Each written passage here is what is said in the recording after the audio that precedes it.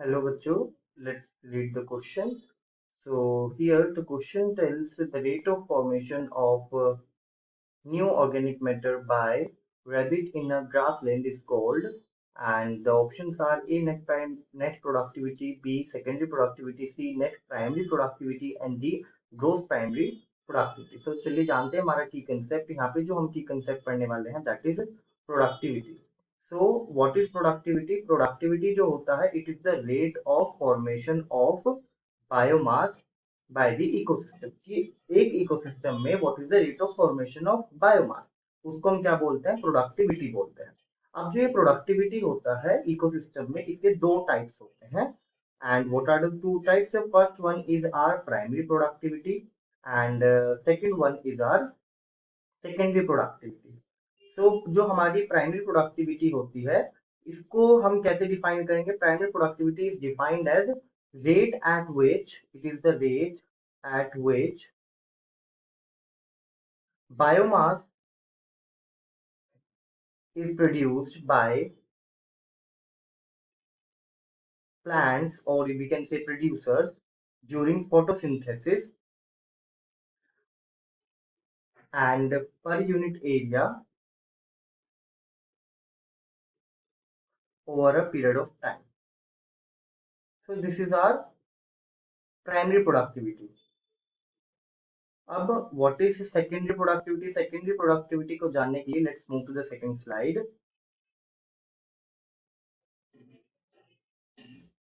जो हमारी secondary productivity होती है that is defined as rate of formation of organic material or organic mass by the consumers. यानी कि consumers जो होते हैं वो किस रेट से न्यू ऑर्गेनिक मटेरियल प्रोड्यूस कर रहे हैं. Rate of production of biomass और we can say organic matter by consumers.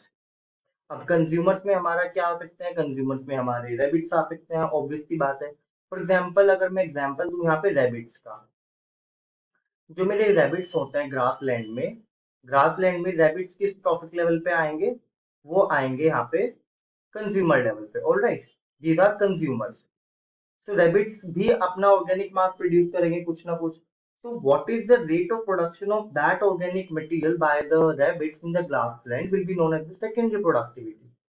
अब हमारी जो प्राइमरी प्रोडक्टिविटी हमने अभी पढ़ी that was the involve with the producer, जो कि प्रोड्यूसर्स किस रेट से बायोमास प्रोड्यूस कर रहे हैं उसको हम प्राइमरी प्रोडक्टिविटी बोल रहे थे, राइट? अब प्राइमरी प्रोडक्टिविटी भी हमारी टू टाइप की होती है that is gross primary productivity and net primary productivity. और इन दोनों का एक रिलेशन होता है that is net primary productivity will be equal to the gross primary productivity minus respiration. देखिए जो ग्रोस प्राइमरी प्रोडक्टिविटी होती है ये क्या होती है?